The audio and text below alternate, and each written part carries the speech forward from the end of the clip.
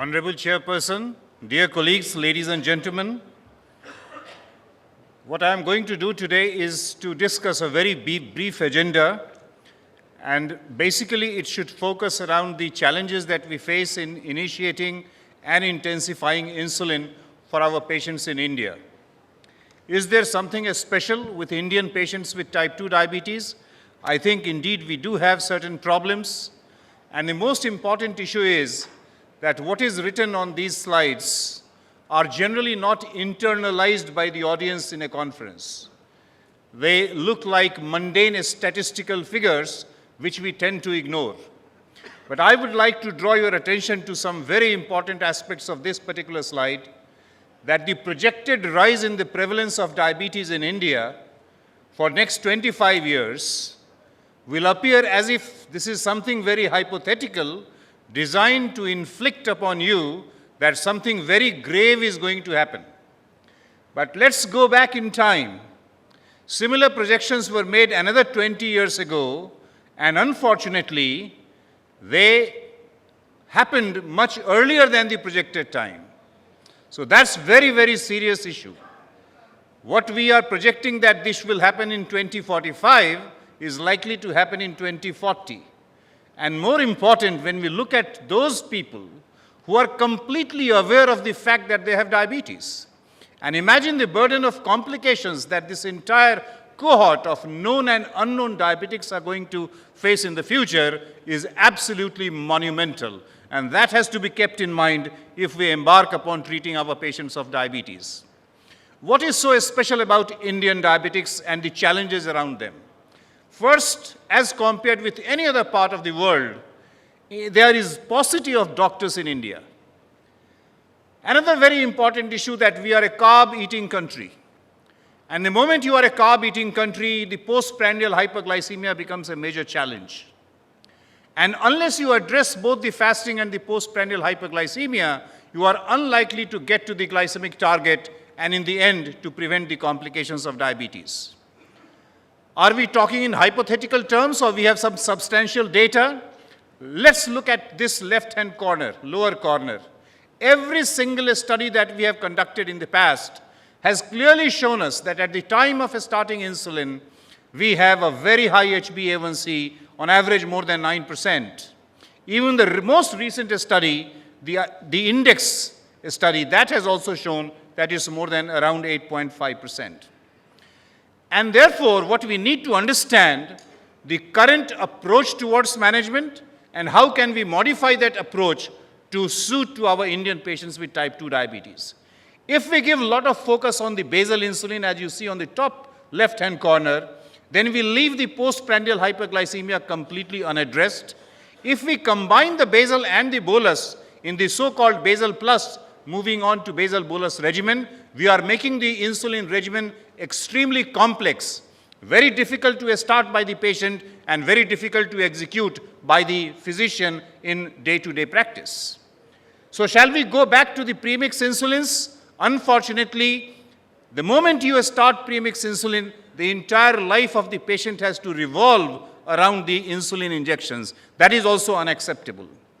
So what we need to do is to keep things simple, try to do some innovations in the premix insulins and make them suitable so that it addresses all the challenges that I just mentioned. And now let's look at the individual problems. The paucity of doctors, I do not need to elaborate. We are a country of 136 million people, and obviously the number of doctors which are available in this country are extremely less to meet that challenge. Across India, north, south, central, east, west, the carb consumption is very high. And as compared, if you look at the right-hand side of this slide, look at the comparison between the Caucasian population and the Indian population, our carb intake almost touches 65 to 70%. And even more important is that this divide is completely submerged into urban and rural. There is no difference between rural and urban, marginal differences, but even in the urban India, the protein intake is extremely poor, and that has to be taken into consideration.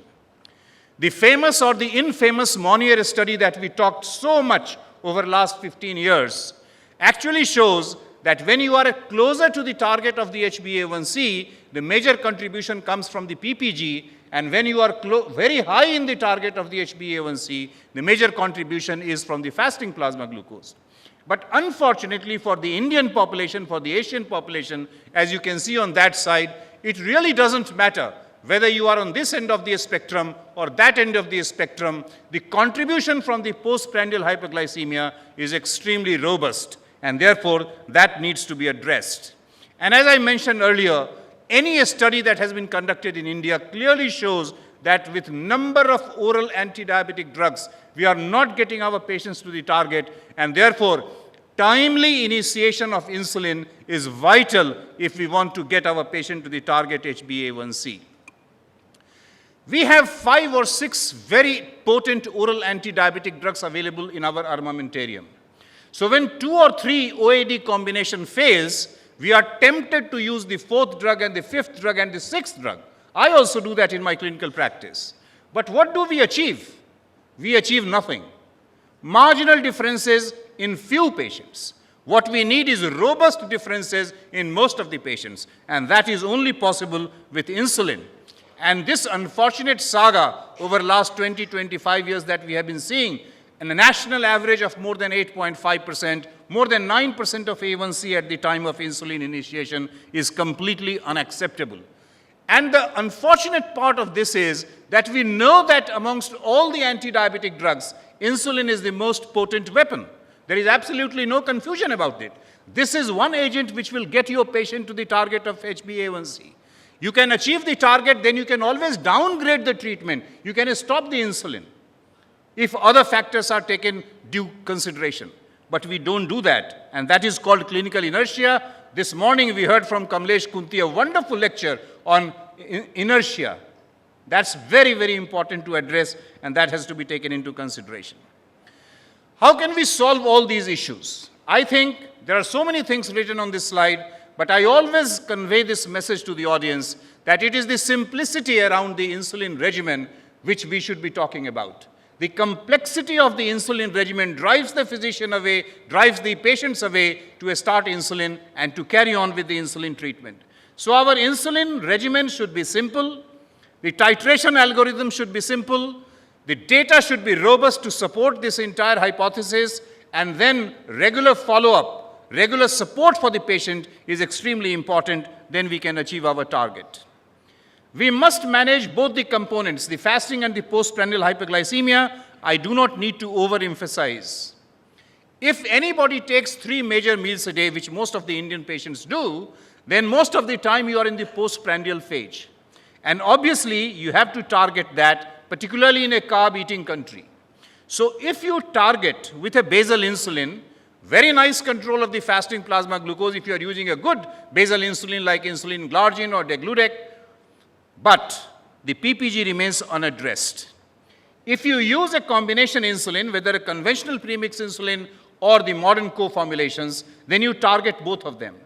And now very robust data have emerged that out of the total HbA1c, it is the major contribution of the PPG which is responsible for getting you to the target HbA1c. How does IDEG-ASP fit into this entire picture? That I always claim that this is one molecule which addresses most of the concerns that I earlier talked about. Now look at the half-life of insulin degludec. Half-life of 25.4 hours. So ladies and gentlemen, this is one component of this co-formulation which ensures that you have a 24-hour basal insulin that is going to take care of the fasting hyperglycemia. And then depending upon the number of injections, if you give one, very nice control of the postprandial hyperglycemia, and we design that one injection before the largest meal of that particular patient. And if the patient is not controlled with one injection of IDEG-ASP, then you give 2 injections, and in 90 to 95% of the patients, those 2 injections are sufficient to get your patient to the target. You actually do not need to embark upon going to the 3rd injection of IDEG-ASP in any patient. Our latest RSSDI recommendations also suggest that those patients who require insulin, you can start with once daily IDEG-ASP, and if at all needed, you can move on to twice daily IDEG-ASP. What is the data which is available to us to support all these recommendations? Now, this is very important to understand that the first thing is that you have used 2, 3, or 4 oral anti-diabetic drugs. The patient is not on the target, and you want to start insulin. So which insulin will you start? The major recommendations come from the Western guidelines that you should start with a basal insulin. The Indian guidelines, the Canadian guidelines, the Chinese guidelines, the IDF guidelines tell you that you can start either with a basal insulin or you can start with a premix insulin. So now let's compare these two regimens. Should we start with insulin glargine once a day or insulin degludec once a day, or should we start with a co-formulation? Now always remember that the premise on which basal insulin has been recommended are threefold. Number one, it has to be given once daily. Number two, it is very convenient for the patient. And number three, it causes minimal hypoglycemia. So let's do the same thing. Use once daily Idegasp, which is a co-formulation of insulin degludec and insulin aspart, and then compare the two regimen. Everything remains same, one injection. Treat to target trial, but better HbA1c reduction with Idegasp. 1.4% lesser HbA1c achieved with Idegasp as compared with insulin glargine given once daily. No difference in the fasting plasma glucose. That's not important. What is more important? In co-formulation, you are only using 70% of the basal dose. 30% is the prandial dose. And yet you are achieving the same fasting plasma glucose. So from where is this benefit coming from? This benefit is coming from the very nice control of the postprandial hyperglycemia after the evening injection, which most of the patients received. So with a glargine, you achieve a good fasting plasma glucose control, but with Idegasp, you achieve both the fasting plasma glucose and the PPG excursion throughout the day. And this is how we actually demonstrate that Idegasp given once daily achieves better HbA1c reduction with a similar fasting plasma glucose control. Now then it's very important to understand that while we achieve this, we are getting a better HbA1c primarily coming from a better effect on the postprandial hyperglycemia. One can always ask, this is definitely going to increase the risk of hypoglycemia. Ladies and gentlemen, once again, what we clearly see that whether we talk of confirmed hypoglycemia or we talk of nocturnal hypoglycemia, in fact, there is a numerical reduction in both of them, obviously not reaching a statistical significance. So this is for the first time that a premix insulin or a co-formulation, let's not go into the name semantics, but it's very clear that you are achieving better glycemic results without increasing the risk of hypoglycemia. This is extremely important. And that is translated into larger number, larger percentage of your patients receiving the HbA1c target without increasing the risk of hypoglycemia. And then look at the simplicity of the regimen. If you embark upon giving a basal insulin, and then it is not controlled, you add one prandial insulin, you ask your patient to take 2 different insulins, use 2 different pens, and do very frequent monitoring. On the other hand, if you give once daily Idegasp, move on to twice daily Idegasp, you are starting with the same insulin, intensifying with the same insulin, you are using the same pen, and you are using the same pen at the any stage. And more important, patient feels very safe, not required to do a lot of monitoring. Monitoring is very painful. 4 or 5 times monitoring when you use a basal bolus regimen is extremely painful. And it's also expensive. In Indian context, cost is always a very important issue. So the moment you embark upon frequent monitoring, the cost escalates. That's a very important thing to remember in clinical practice. When we go for insulin intensification, then what are the options do we have? We can give twice daily premix insulin, or we can go for basal bolus regimen. Let's look at this comparison. And this was a step-by-step study, and this clearly shows that you achieve similar HbA1c reduction, similar fasting plasma glucose reduction, no increase in the risk of confirmed hypoglycemia, a statistically significant reduction in nocturnal hypoglycemia. So compared with basal plus or basal bolus, moving on from once daily Idegasp to twice daily Idegasp, you achieve similar or better glycemic results without increasing the risk of hypoglycemia, actually reducing the risk of nocturnal hypoglycemia.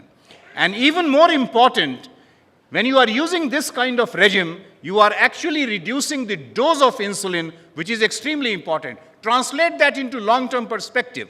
Lesser dose, less weight gain, less cost for the patient, and because these patients are eventually doomed to take lifetime insulin treatment, so all these calculations fit into very nicely into your game plan. So ladies and gentlemen, I would like to conclude by telling that there are Indian realities. Postprandial hyperglycemia, because of high carb intake or maybe genetic factor, I don't know, actually demand that any insulin regimen chosen must address both the fasting and the postprandial hyperglycemia. And what we have shown through different studies, that whether you are talking about initiation, comparing once daily IDEGASP with once daily glargine, you achieve better glycemic results without increasing the risk of hypoglycemia. When you are intensifying treatment, rather than making a complicated basal plus or basal bolus regimen, you simply escalate the treatment from once daily IDEGASP to twice daily IDEGASP, and you achieve similar results. And I'm sure this addresses most of the challenges that we face in Indian patients while we embark upon starting insulin. Thank you very much for your attention.